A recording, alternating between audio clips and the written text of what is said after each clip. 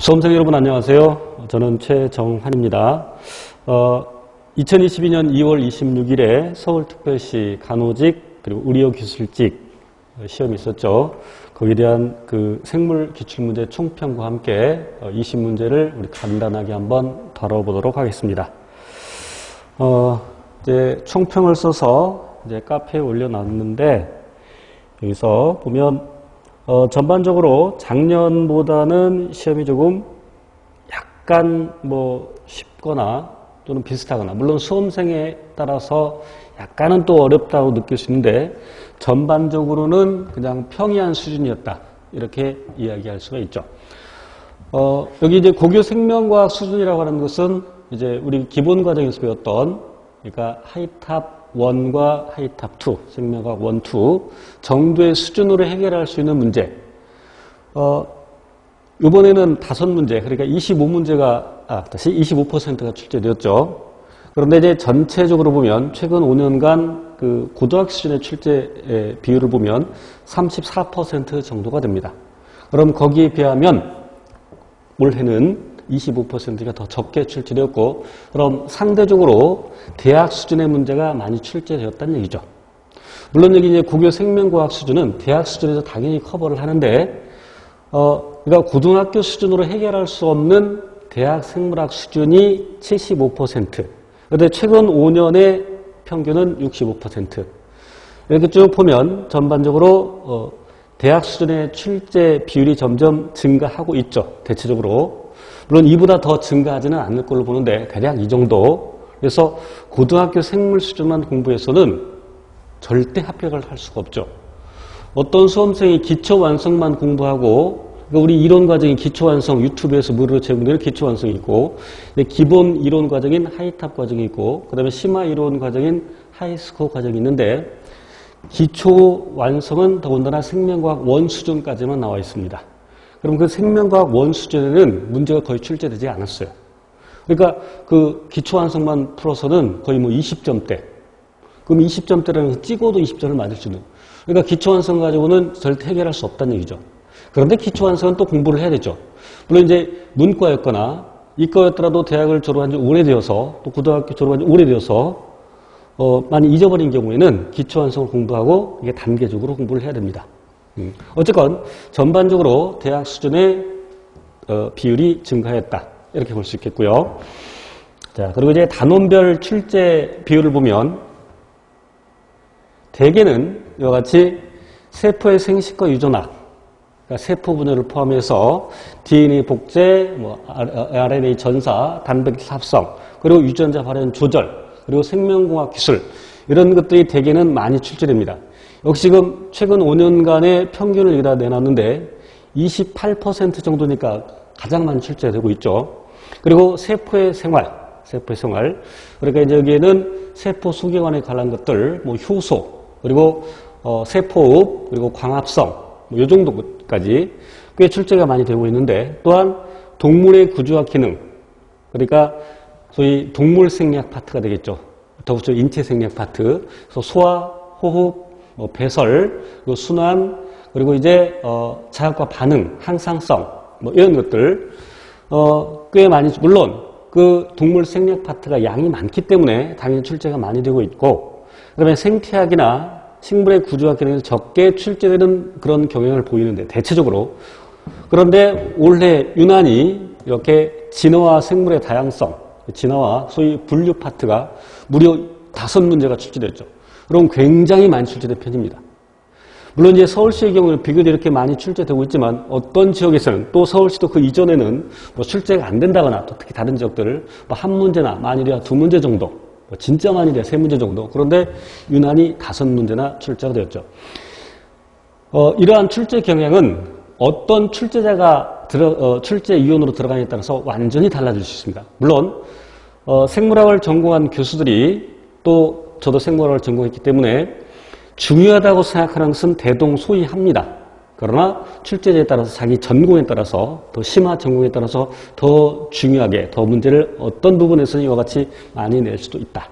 그래서 우리 추후에 공부하는 수험생들은 전반적으로 공부를 하되, 전체 단원을 전반적으로 다 골고루 공부하되, 특히 세포의 생활, 그리고 세포의 생식과 유전학, 그리고 동물의 구조와 기능을 특히 생리학 부분, 특히 이 세 단원을 특히 더 자세하게 더 심도 있게 공부를 해야 될 것으로 보입니다. 자, 이제 1번부터 20번까지 한번 간단히 풀어보도록 하겠습니다. 자, 1번 문제부터 어떤 수험생에게는 어려울 수도 있었을 겁니다. 자, 볼게요. 서로 다른 여러 개의 코돈, 아미노산을 지정하는 mRNA상 염기 3개씩의 정보를 코돈이라고 하죠. 자, 그런데 실제로는 하나의 아미노산을 지정하는 코돈이 여러 개 있습니다. 예를 들어서 UUU는 페닐알라닌을 지정하죠. 여러분들이 이걸 다 외울 필요는 없습니다. 저는 강의를 위해서 외우고 있는데 UUC 역시 페닐알라닌을 지정하죠. 같이 하나의 아미노산을 지정하는 코돈이 여럿 있을 수 있다. 종류에 따라서 물론 어떤 아미노산에서는 하나만 있는 경우도 있지만 코돈이 또한 류신의 경우에는 류신을 지정하는 코돈은 무려 6개까지 있죠.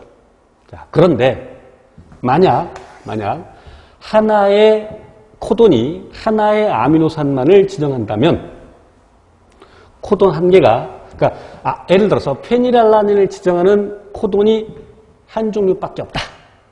이럴 경우에 일어날 수 없는 돌연변이를 골라라 그랬죠. 자, 지금 물론 돌연변이는 DNA상에서 일어나죠. DNA상에서 일어나서 그렇지만 이제 우리는 원래 유유였는데 그럼 DNA상에서 따지지 않을게요. 그래서 이제 mRNA 만든 게 유유인데 돌연변이가 일어나서 이렇게 U가 C로 바뀌었다. mRNA상에서. 그래도 페닐알라닌을 지정하죠.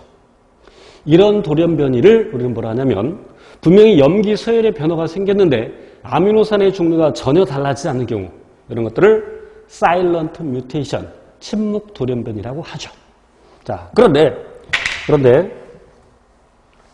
UUC가 페닐알라닌이 아닌 다른 아미노산을 지정해 버린다면 아미노산 종류가 달라져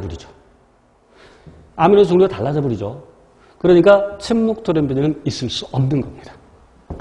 그래서 기억을 고를 수 있겠고요. 넌센스 돌연변이라는 것은 여기서 센스라는 의미를 알아야 되는데 센스라는 것은 바로 아미노산을 지정한다는 뜻입니다.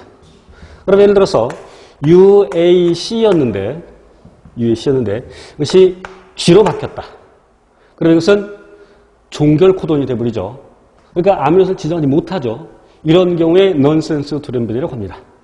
그럼 아까 그 문제에서 주어진 것과는 전혀 관계가 없죠. 틀 이동 돌연변이는 뭐냐면 이렇게 염기가 쪼로로록 쭉 있는데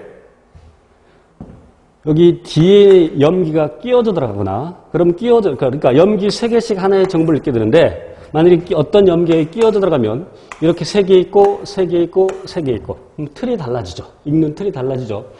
이런 걸 틀 이동 돌연변이라고 합니다. 또는 이런 염기 삽입 또는 염기 결실에서 이렇게 염기 3개씩 읽는데 여기에 떨어져 나갔다. 그럼 이렇게 읽어버리죠. 틀이 달라지죠. 읽는 틀이. 그래서 프레임 시프트 뮤테이션, 틀 이동 돌연변이라고 하는데 그러니까 문제에서 주어진 것과는 관계가 없죠. 그래서 답은 1번을 어렵지 않게 고를 수 있습니다.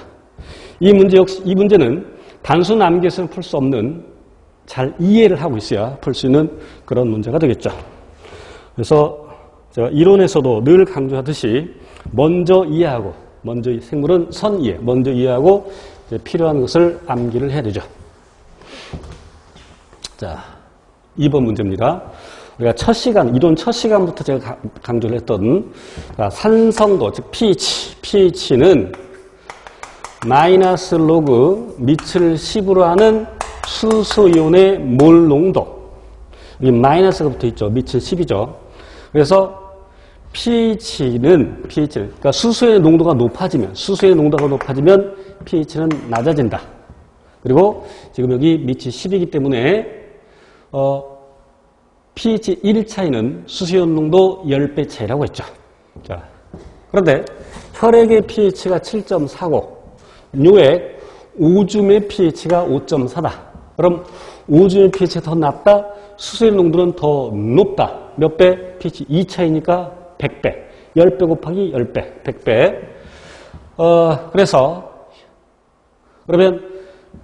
그런데 여기 주어가 혈액의 수의 농도니까, 그럼 혈액의 수의 농도는 100배 더 낮다를 찾아야 되죠. 그래서 2번 어렵지 않게 고를 수 있습니다. 자, 3번 문제.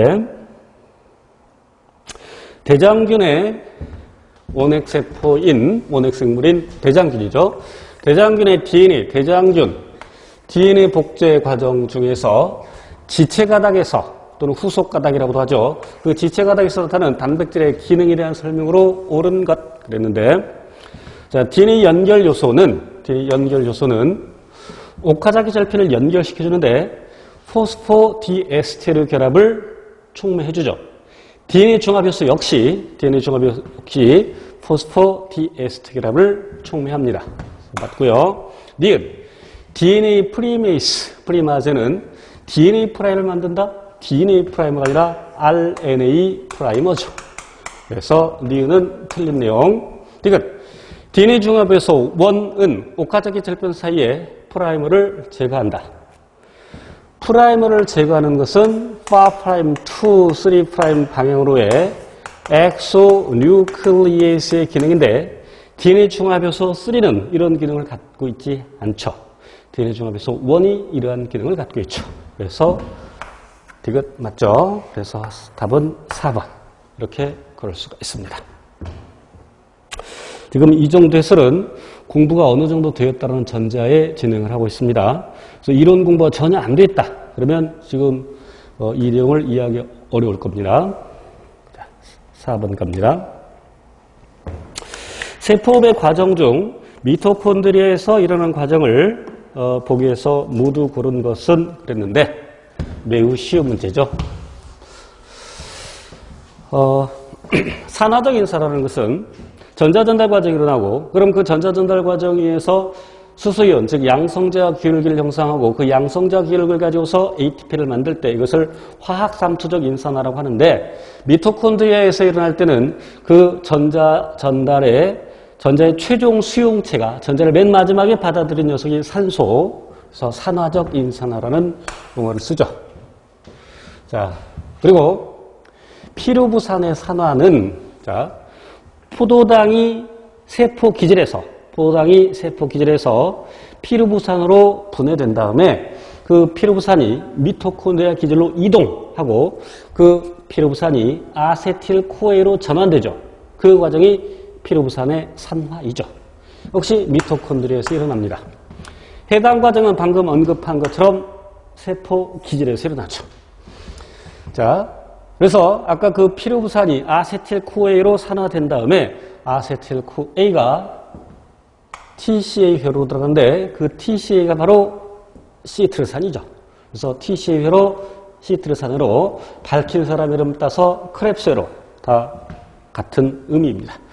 그래서 답은 기억, 니은, 리을 3번 그럴 수 있겠죠. 자, 5번 문제. 혈액 중 나트륨 이온의 농도가 높아지게 될 경우 발생하는 호르몬 변화로 가장 옳지 않은 것은 좀 조심해야 됩니다. 자, 1번은 맨 나중에 볼게요. 지금 바로 볼까? 코르티솔. 부신피질에서 분비되는 당젤코르티코이드죠. 당젤코르티코이드는 단백질이나 지방을 포도당으로 전환시키는 데 관여하죠. 그래서 혈당량 증가에 기여하죠. 나트륨 이온 농도하고 즉 체액의 삼투하고는 크게 관계가 없습니다. 그래서 1번을 쉽게 답으로 고를 수 있어요. 그럼 나머지 내용 볼게요. 2번 심방에서 심방성 나트륨 이뇨펩티드가 분비된다. 심방성 나트륨 이뇨펩티드는 이제 ANP라고도 하죠. 자, 이 녀석은 RAAS랑 반대죠. 자, RAAS는 혈압이 떨어졌을 때 물론 분비가 되는데, 그래서 혈압이 떨어졌을 때 이제 결국 나트륨이온의 재흡수를 촉진하게 되고, 그러니까 이 레닌, 안지오텐신, 알도스테론 시스템.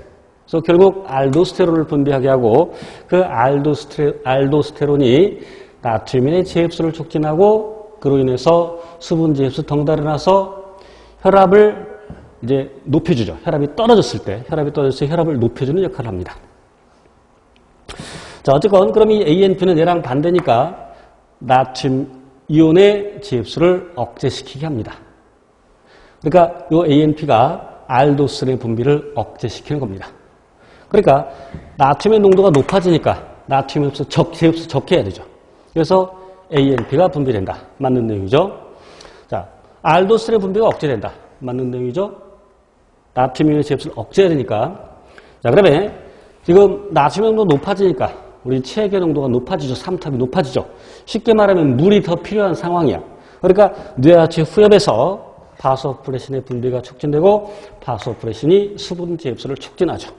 그래서 맞는 내용입니다. 그래서 답은 1번. 자, 6번 갈게요.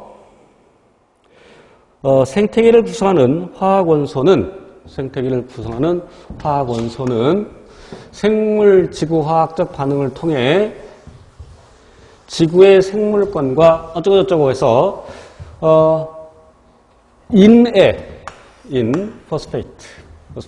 인의 생물 지구화학적 순환에 설명으로 옳은 것 그랬는데, 인은 큰 호수나 바다에 가라앉고 침적되어서 이제 퇴적암을 형성할 수 있죠. 그럼 그 퇴적암이 다시 물 밖으로 나가서 풍화작용이 일어나야 다시 대기로 갈 수 있습니다. 또는 다시 토양으로. 그래서 다른 원소들에 비해서, 다른 무기염류에 비해서 순환이 되게 더디게 일어나죠. 오랜 시간이 걸리죠. 자, 기억부터 볼게요. 생물체에서 아미노산과 당의 주 구성 원소 그랬는데, 아미노산의 구성 원소는 CHON. 물론 이제 종류에 따라서 S 갖고 있는 녀석도 있고, 메티온이나 시스테인처럼.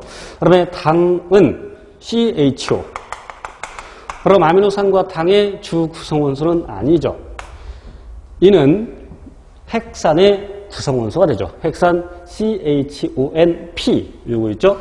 자, 니은 생물이 이용할 수 있는 주 형태 이는 인산염 이온 형태죠. 이온 형태 맞고요. 디귿 인이 주로 축적되는 저장고는 바다에서 기원한 퇴적암이다. 설명드렸죠. 리을 육상에서 해양으로 유입된 이는 대기로 증발하여 퇴적암이 형성되는데 어떻게 쉽게 증발이 되겠어요? 어렵죠. 그래서 리을 틀린 내용이죠. 그래서 답은 니은과 디귿 3번입니다. 자, 7번. 식물의 엽록체에서라는 광합성 옳지 않은 것은 자, 1번. 엽록소와 같은 광합성 색소는 주로 녹색 파장, 녹색 식물, 육상 식물의 잎이 녹색을 띠는 것은 녹색을 흡수해서가 아니라 녹색을 반사해서, 그럼 녹색 파장의 빛을 잘 흡수하지 못하는 겁니다. 그래서 바로 여기서 틀렸죠. 자, 주로 광합성에서는 주로 적색광 근처 그리고 청색 내지는 청자색광 근처의 빛을 잘 흡수한다라고 했죠. 물론 녹색을 전혀 광합성 이용하지 못하는 건 아닙니다. 엽록소 외에 소위 카로티노이드계 색소, 즉 카로틴, 잔토필 이런 색소들이 있어서 녹색 파장을 어느 정도는 흡수할 수 있죠. 그러나 주로 적색광 근처 그리고 청색 내지는 청자색광 근처에서 광합성이 많이 일어납니다. 그래서 어쨌든 1번 쉽게 답 고를 수 있고 나머지 내용도 살펴볼게요. 2번 틸라코이드 공간에서 물 분자의 광분해로 인해서 산소 분자 및 수소이온과 더불어 전자가 생성된다. 그 틸라코이드 공간에 있던 물이 분해되죠. 물이 분해되어서 수소이온 그리고 전자. 그리고 이렇게 분해되는 과정에서 산소도 만들어지죠. 물론 반응 계수 맞추려고 2분의 1이라고 쓴 것이지만 분자가 절반짜리는 없습니다. 그래서 2번 맞고 3번 비순환적 경로 전자 전달계에서 이동되는 전자들은 최종적으로 NATP 플러스 분자에 흡수된다.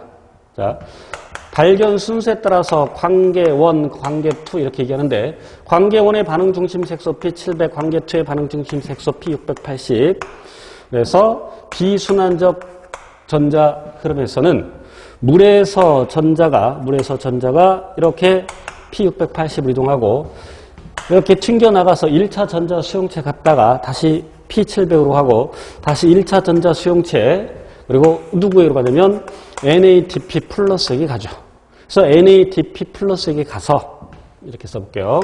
NADP 플러스에게 가서 그런데 이 NADP 플러스가 이 전자 받고 또 수소이온 받아서 NADP 플러스 다시 NADPH를 만들죠. 그것도 수소이온 하나 남고 자 그래서 아까 세포업에서 전자 전달 과정에서의 전자의 최종 수용체는 산소였고 이와 같이 광합성에서는 전자의 최종 수용체가 NADP 플러스가 됩니다. 그래서 맞죠? 4번 ATP 합성 요소는 수소의 흐름을 통해 ADP의 인산화 과정을 촉매한다. 역시 화학삼투적 인산화가 일어납니다. 이러한 과정에서 양성자와 기울기 형성하고 그 양성자와 기울기를 가지고서 ATP를 만드는데 그 이제 양성자가 AT 합성 요소와 맞물려 있는 그 양성자 즉 수소연의 채널을 통해 이동하면서 그 에너지를 가지고서 이제 ATP 합성 요소가 ATP를 만들게 됩니다. 맞죠? 그래서 틀린 것 1번. 자, 8번 문제.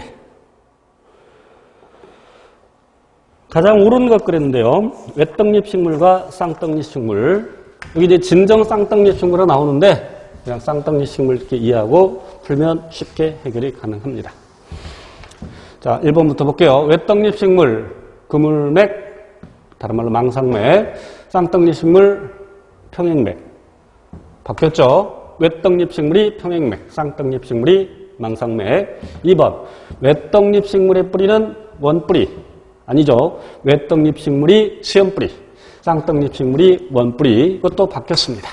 3번, 외떡잎 식물의 꽃가루는 우리 심화반에서 공부했었죠. 외떡잎 식물 화분 발아구, 화분관이 자라날 때 그 나오는 구멍을 발아구라고 하는데 외떡잎 식물 단공구 이렇게 외웠습니다. 우리 단공구, 구멍 1개, 구멍 공자. 그리고 쌍떡잎 식물은 삼공구 이렇게 외웠어요. 역시 이것도 거꾸로 얘기하고 있죠. 그럼 옳은 것은 4번이겠네요. 외떡잎 식물은 산재관다발 그리고 쌍떡잎 식물은 병립관다발 이렇게 표현할 수 있죠. 그래서 맞는 것은 4번.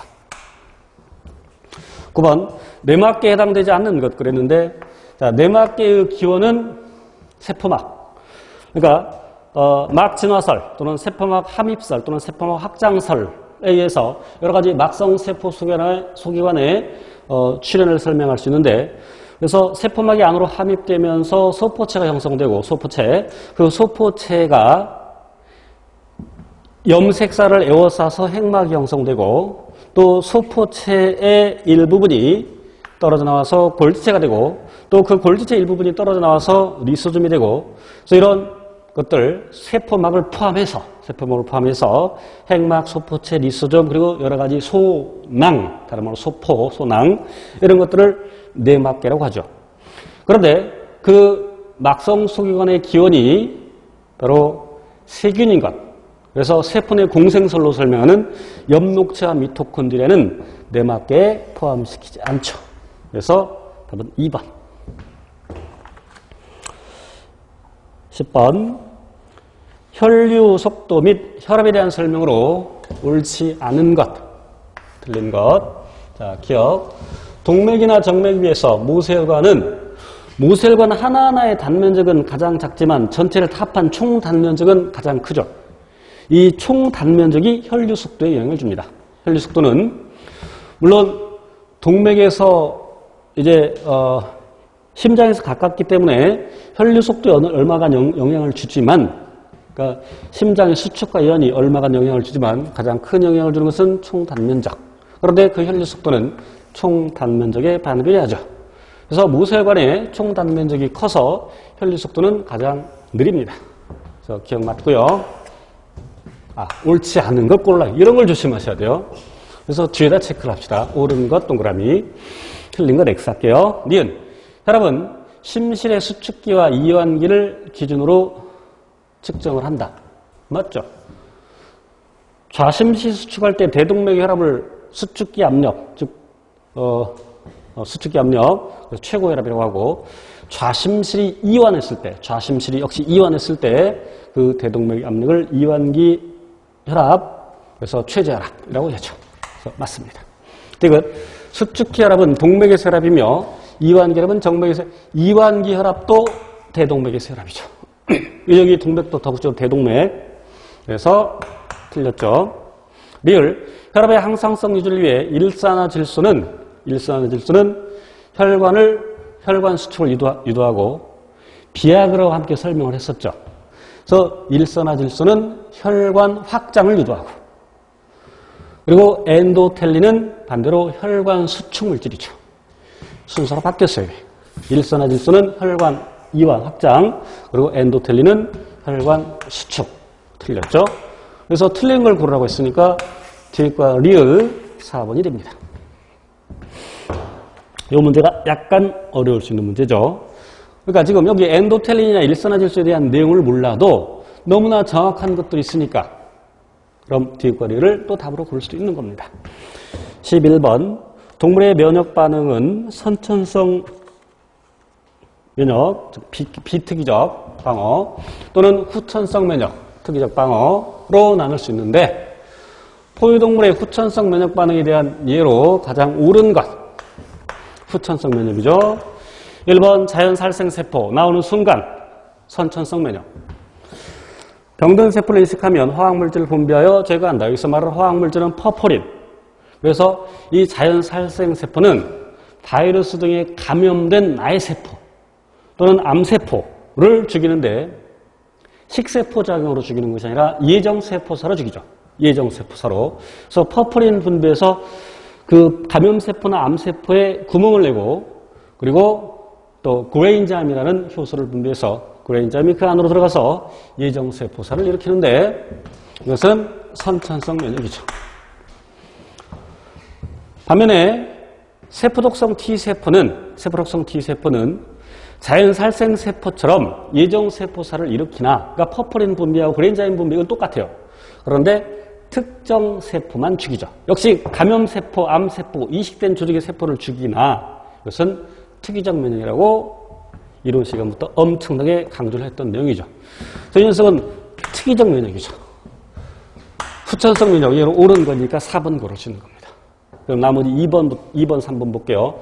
상처, 감염 발생 시 화학신호물질, 염증 반응, 대표적인 선천성 면역이죠. 선천성 면역. 3번 호중구는 감염 조직에서 나오는 화학신호물질 인식의 미생물을 파괴한다. 이건 식균작용입니다. 식균작용, 선천성 면역. 그래서 후천성 면역은 4번 있죠. 12번 갑니다. 자, 무척추동물의 분류에 따른 이해가 잘못 연결된 것. 이게 왜 나왔어? 요번 시험의 출제자가 약간 치사해요.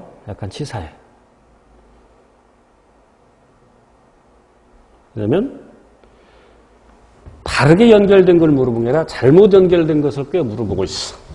그래서 실수하지 않아야 되는데, 자, 얘가 잘못된 것가 있습니다. 해면동물은 해면 있죠, 해면. 화산해면, 목욕해면, 해로동열. 해파리는 자포동물. 그러니까 기억 틀렸죠. 기억 틀렸고. 니은 선형동물. 지렁이는 환영동물이죠. 지렁이 환영동물. 선형동물에는 토요일에 선생님 편을 들면 심심해요 라고 했죠. 그래서 토양, 선충 등등등 생략할게요. 뭐 회충, 요충 등등. 그 다음에 극비동물 대표적인 거 불가사리. 맞죠? 그거 틀렸고. 절지동물 가재. 맞죠? 연체동물 문어. 맞죠? 그럼 잘못 연결된 걸 고르라고 했으니까 기억과 니은 1번. 그러니까 구체적으로 암기까지 하고 있어야 풀 수 있는 그런 문제입니다. 그러나 내용은 어렵지 않죠. 13번. 어떤 동물은, 좀만 줄일게요. 전체 다 들어가게. 잘 보이나요? 네. 글씨까지 다 보여요? 오케이. 자, 어떤 동물은 몸의 색깔을 결정하는 유전자와 날개 크기를 결정하는 유전자를 각각 한 쌍씩 가지는데 야생형, 표현형은 여기서 야생형이라는 것은 정상이라고 받아들여야 돼요.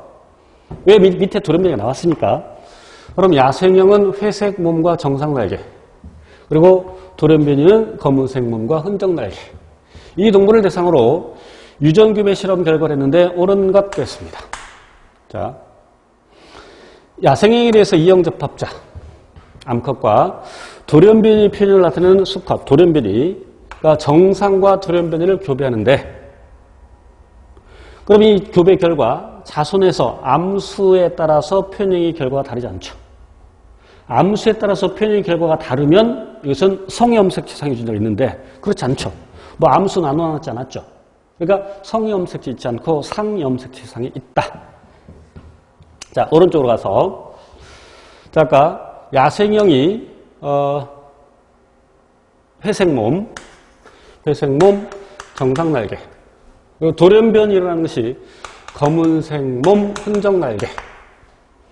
자, 그런데 이렇게 회색 몸, 정상 날개 이형접합자와 그다음에 검은색 흔적 날개를 교배시켰을 때, 자, 그러면 우리 회색이 우성인지 검은색이 우성인지는 모르지만 공부가 많이 되었다면 이 회색이 이제 우성인 걸 알 텐데, 실제로 이제 문제가 달라지면 또 상황이 달라지니까 그러면 이제 그 결과를 가지고 볼게요.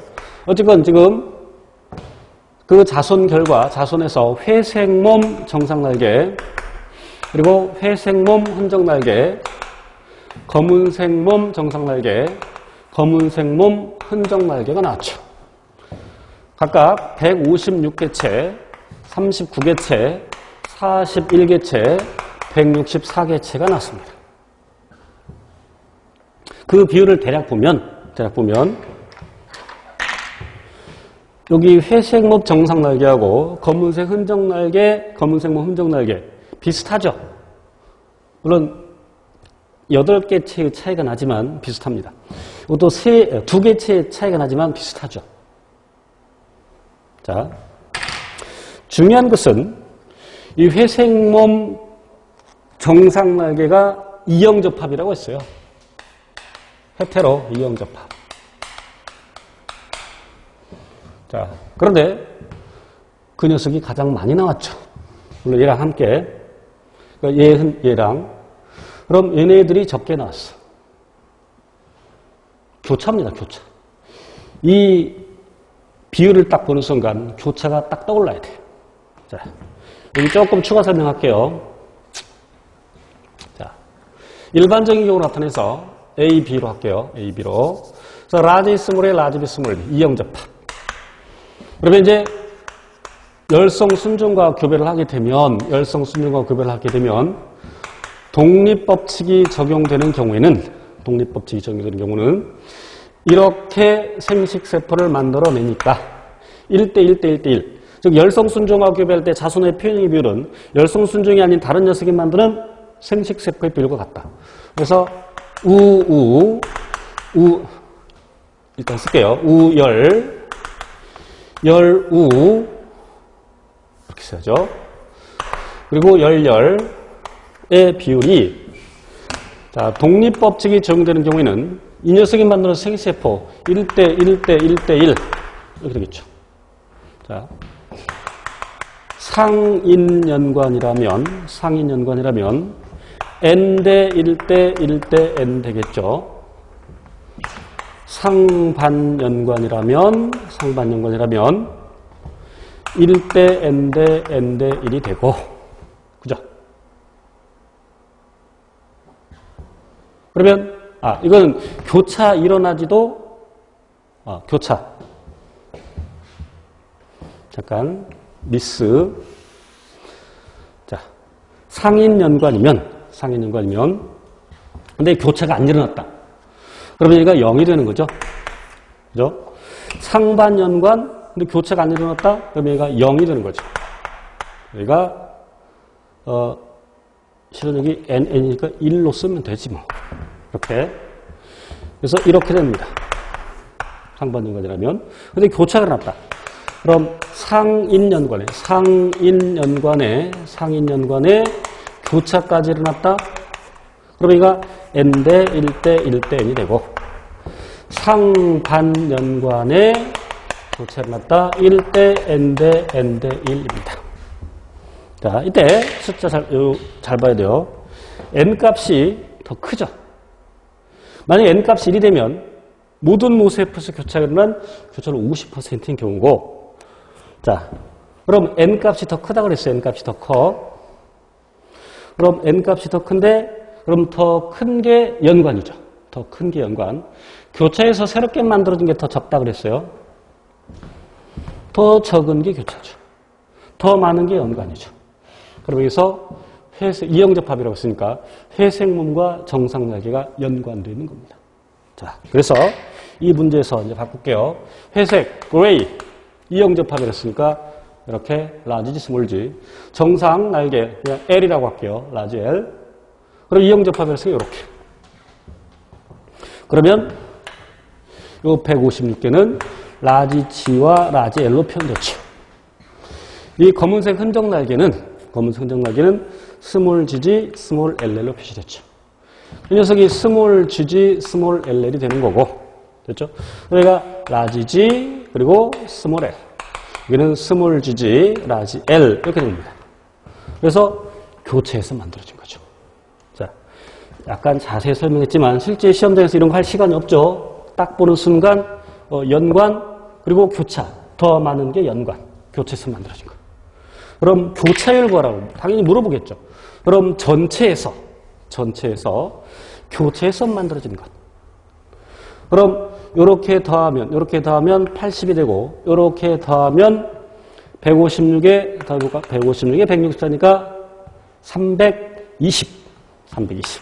여기다가 80 더하니까 400. 그러면 교차율은 400분의 80. 퍼센트로 나타니까 100을 곱하죠. 그죠? 그러면 0 2개 지우고, 맞죠? 4, 2, 8, 20%. 교차율 20%. 자, 옳게 설명한 학생. 자, 1번부터 볼게요. 갑. 검은색 몸과 정상 날개를 가지는 자손 개체들이 생성되는 이유는 감수 분열 중에 교차가 발생하기 때문이다. 멀리 갈 필요도 없네. 맞죠? 옳은 걸 고르라고 했어요. 2번. 제조합 빈도. 이게 바로 교차율이죠. 0.2%가 아니라 20%였죠. 이런 숫자 장난에 놀아나면 안 돼요. 3번. 몸의 색깔을 결정하는 유전자와 날개 크기를 결정하는 유전자는 서로 다른 염색체상이 존재한다. 지금 연관이라고 했어요. 같은 염색체상이 존재해. 틀렸죠. 4번. 회색 몸과 정상 날개를 가지는 자손 개체는 두 유전자에 대해서 동형 접합성이다. 지금 이 녀석 물어보는 것이죠. 그럼 라지 G 왔고, 여기서 스몰 G 와야 되고, 라지 L 왔고, 스몰 L 와야 되고, 당연히 이형접합이죠. 틀렸죠? 4번 1번. 14번 갑니다. 14번. 한번 키울게요. 자, 선구동물과 후구동물의 배발생 과정 중 일부를 순서 없이 나타낸 것이다. 옳은 것은, 자, 왼쪽은 원중배엽 세포계,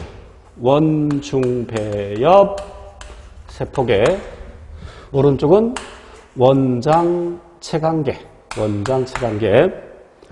이 원장이 원시 창자라는 뜻이에요. 원장이 원래 내비엽이었던 부분을 이렇게 이제 밀어내죠. 그래서 이렇게 이제 중배엽이 형성됩니다.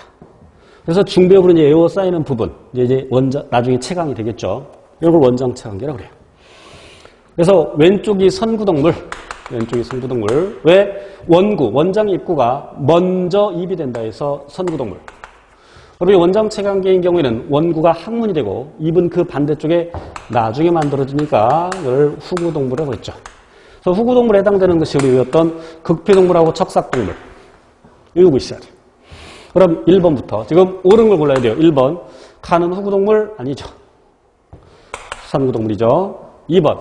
나와 같은 발생을 하는 동물에는 극피동물, 척삭동물이 포함된다. 쉽게 답 고를 수 있네요. 자, 3번. 가의 원근은 나중에 항문으로 발달한다. 입으로 발달한다고 했죠.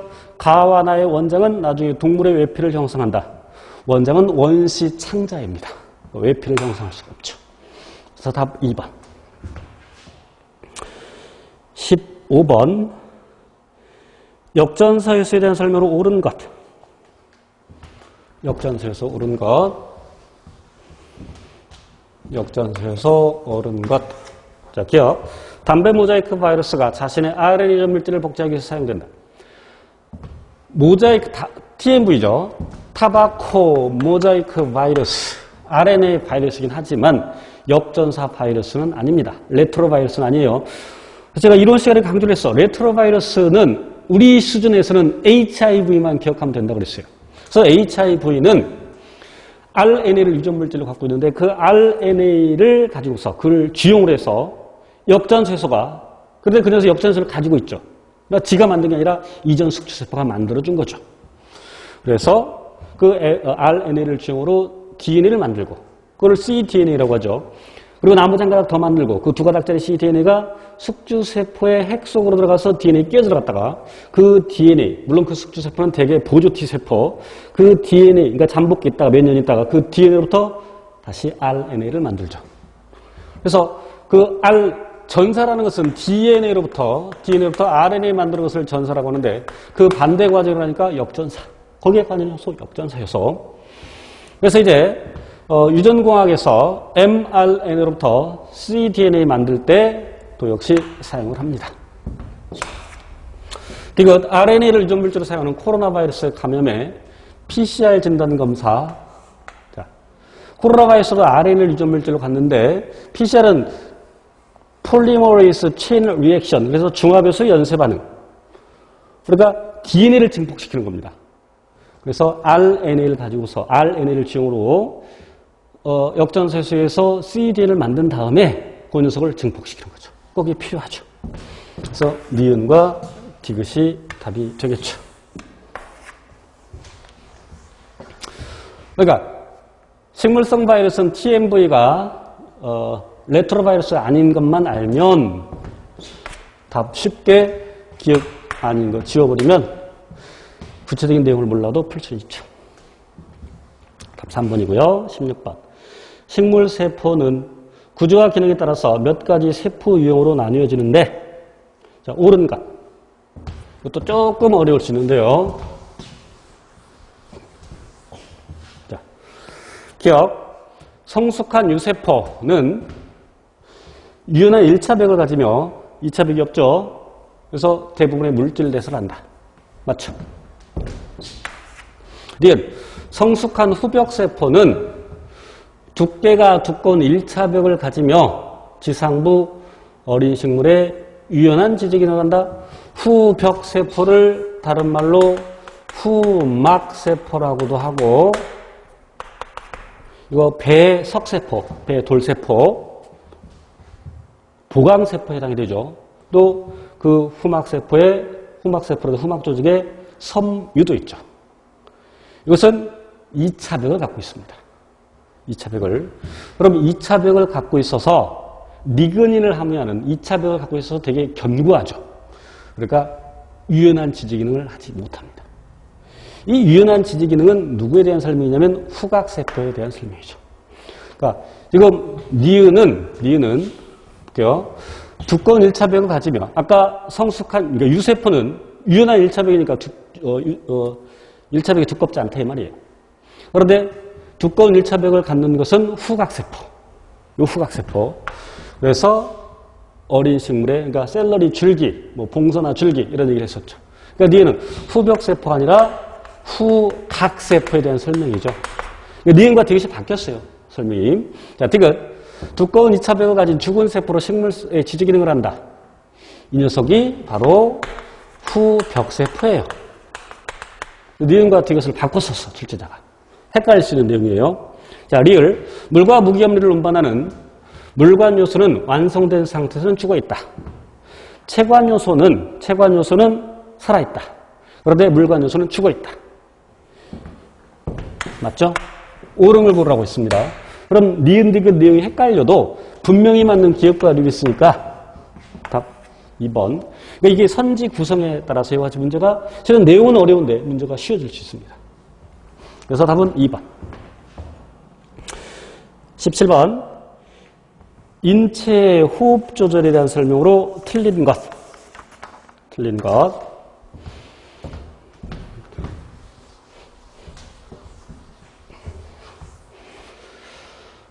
옳지 않은 걸 고릅시다. 기억. 폐의 부피 변화를 이용한 음압호흡으로 일어난다. 이것도 심화반 이론 심화반에서 배웠어요.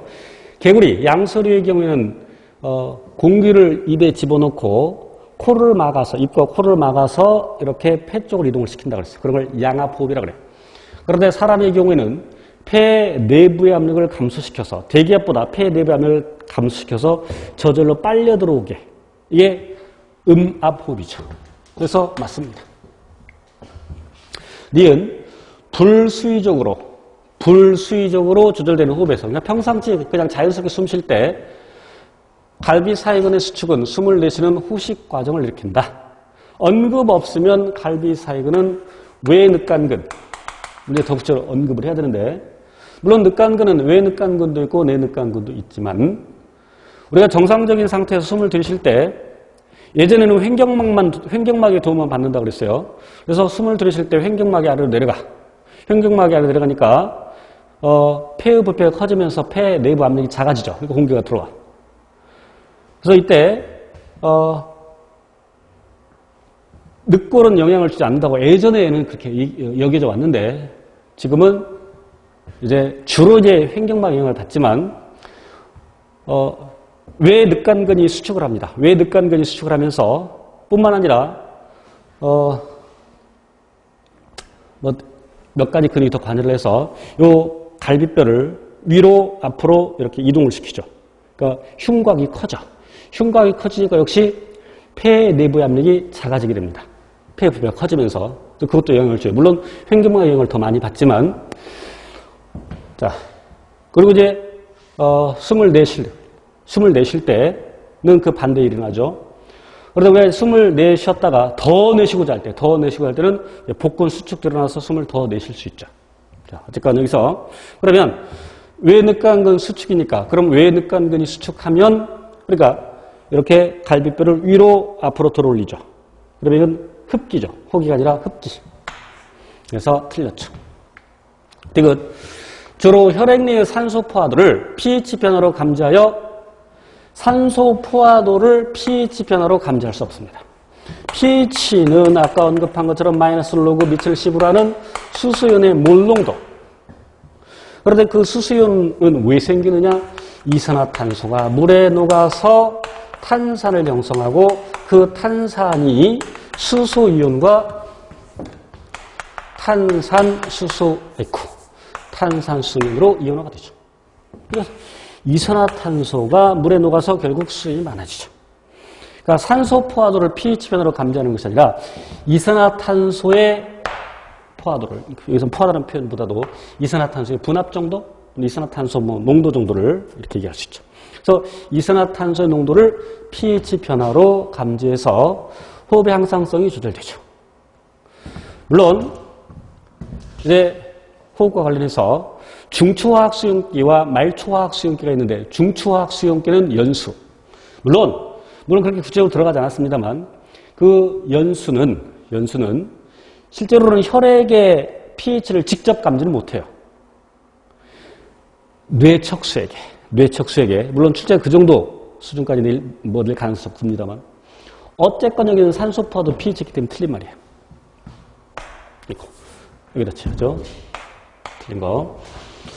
자, 그 다음에 뇌척수의 pH가 낮아진 것이 감지되면 이 호흡은 증가한다. 방금 설명드린 것처럼 이게 맞습니다. 그리고 이제 이렇게 중추화학 수용기가 있고, 말초화학 수용기는 경동맥 소체와 대동맥 수체가 있죠. 대학교 1학년 수준에서는 인체의 경우에도 대동맥 소체 있다라고 되어 있으나, 인체 생리학 교재를 보면, 어떤 인체 생리학 교재를 보면 인체의 경우에는 대동맥 소체는 없다라고 되어 있어요. 물론 우리 수준에서는 그 정도까지 나올 가능성이 적습니다만, 물론 이 문제 좀 심도 있게 그 내용을 좀 설명드렸고, 그래서 옳지 않은 걸 고르라고 했으니까 니은과 디귿. 그래서 답은 3번. 조금 어려운 문제가 됐습니다. 18번. 그람 양성세균에 해당되지 않는 것은 이건 단순 암기해야 되는 그런 문제입니다. 그래서 암기가 덜 돼서 올해는 이걸 별로 강조를 안 했었는데 그람 음성세균에 해당되지 않는 것 그랬는데 스트랩토마이세스는 대표적인 그람 양성세균입니다. 그래서 그람 음성세균에 클라미디아, 프로테오세균, 스피로에타 등이 있죠.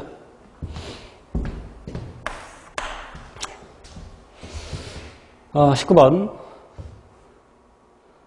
하디 바인베르크의 평형 조건에 부합되는 가상 집단에서 어떤 유전병이 유전병이 신생아 100명당 1명꼴로 발생한다.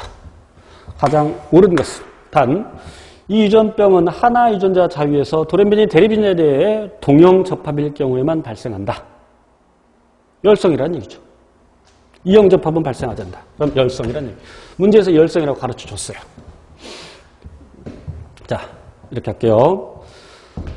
정상 유전자를 오른쪽 잠깐 봅니다. 정상 유전자를 라지, 그리고 유전병 유전자를 스몰 a라고 할게요. 문제에서 가르쳐 줘서 대립인에 대해서 동형 접합일 경우에 발생한다고 했으니까 유전병 유전자가 열성이라는 얘기예요. 그래서 라지 빈도를 P라고 놓고 스몰의 빈도를 Q라고 놓을 때 두 빈도를 더한 값은 언제나 1. 그럼 스몰 a의 빈도는 Q제곱으로 구할 수 있는데 아까 100명 중에 1명꼴로 100명당 1명꼴로 그러니까 Q제곱이 100분의 1이 되고 그럼 Q값은 10분의 1. P와 Q 합한 게 1이니까 P값은 10분의 9. 그리고 이제 필요한 것만 계산을 합시다. 1번. 집단 내에서 돌연변이 유전자 빈도는 1%가 아니라 10분의 1이니까 10%죠. 틀렸고. 2번. 구성원 중 18%는 보인자이다. 보인자, 이형 접합. 빈도는, 보인자의 빈도는 2pq. 그러면 2 곱해야지. 여기다가 2 곱하기 10분의 곱하기 10분의 1 하니까 100분의 18. 100분의 18이니까 18%. 옳거니. 3번. 구성원 중 90%는 야생형 대립인에 대해서 동형 접합이다. 여기서 야생형이라는 것은 라제이 정상. 그럼 P제곱, P값이 10분의 9. 그럼 P제곱은 100분의 81, 81%죠. 90%가 아니라 81%. 4번. 만일 집단 내의 돌연변이 대립인의 빈도가 기존 빈도의 10분의 1로 감소하게 되면 기존 빈도의 10분의 1로 감소하게 되면 기존 빈도의 10분의 1로 감소한다는 얘기는 10분의 1의 10분의 1이니까 100분의 1로 감소한다는 얘기. 그러면 P값은 100분의 99가 되죠. 자, 그랬을 때 열성 유전병의 발생 빈도는 뭐 P값 할 필요도 없었네. 그럼 스몰 a는 Q제곱이니까 Q제곱. 그럼 이거를 그냥 우리 편의상 Q'이라고 할게요. 그럼 Q'의 제곱. 그럼 100분의 1의 제곱, 100분의 1 곱하기 100분의 1이니까 10,000분의 1이 되겠죠? 그러니까 10,000명당 1명꼴로죠. 1000명당 1명꼴로 아니라 10,000명당 1명꼴로. 왜? 제곱이 붙으니까. 그래서 어디 갔어? 1000명당 1명꼴이 아니라 10,000명당 1명꼴로. 틀렸죠? 그래서 옳은 걸 고르라고 했으니까 2번. 뭐 어렵지 않게 고를 수 있습니다. 20번, 이제 마지막 문제네요. 속시식물의 기공 개폐 조절은 다양한 기작에 의해서 조절된다. 그래서 아침에 해가 뜨면 그 생체 시기에서 기공을 열게 돼 있어요. 또 햇빛이 비춰지면, 아침에 햇빛이 비춰지면 이제 기공을 열게 돼 있고, 그런데 햇빛이 너무 세면 이제 기공을 통해 수분이 막 날아가면서 또 기공을 닫게 돼 있죠. 물이 계속 날아가니까 식물이 물을 잃어서 말라 죽을 수 있는 기공을 또 닫아버리겠죠. 자, 그래서 이제 아침에 해가 떠서 청색광을 받게 되면 여기 수소이온이 먼저 이렇게 공변세포에서 이 공변세포에서 수소이온이 밖으로 나가죠. 양성자 펌프를 활성화시켜서 양성자가 밖으로 나가. 수소이온이 밖으로 나가면 여기 이제 대신 칼륨이온이 들어오죠. 염화이온도 들어옵니다.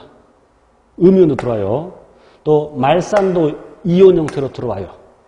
그래서 어쨌건 여기 전체적으로 농도가 높아져. 삼탑이 증가해. 그럼 물은 덩달아 들어와. 삼천성에서. 그럼 팽합이 증가해. 팽합이 증가하면서 그러다 여기 셀룰로스가 이렇게 가로로 배열되어 있는 것이 아니라 이렇게 방사상으로 배열되어 있어. 방사상으로. 방사상으로 배열되어 있기 때문에 위에 것만 이렇게 펼쳐지는 겁니다. 그래서 이렇게 펼쳐져서 아래 건 이렇게 기공이 열리게 되죠. 기억. 주변 표피세포에서 공변세포로 칼륨이 유입되면 기공이 열린다. 옳은 걸 고릅니다, 지금. 니은, 공변세포에서 원형질막의 양성자 펌프가 활성화되면 기공이 열린다. 이 내용이 일부 수험생에는 어려운 내용이 될 수 있어요. 그러나 분명한 것이 있어서 니은을 몰라도 답은 골라낼 수 있죠. 그러니까 일주기성 리듬은 기공 개폐를 주자는 신호 중 하나이다. 물론 이걸 모를 수도 있어요. 이걸 모를 수도 있어. 그러나 분명한 것이 있어.